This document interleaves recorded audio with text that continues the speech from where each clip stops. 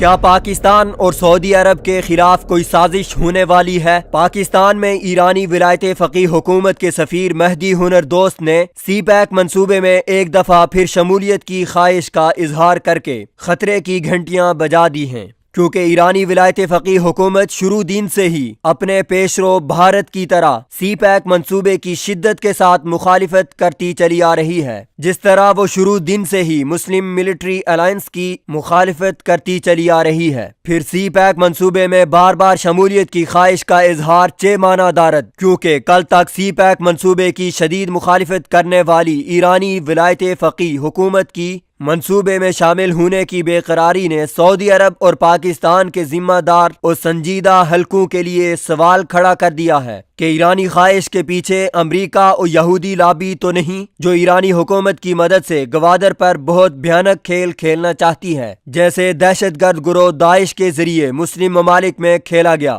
ایرانی ولایت فقیہ حکومت کی جانب سے پاکستان اور سعودی عرب کی سلامتی کے خلاف فرقہ واریت پر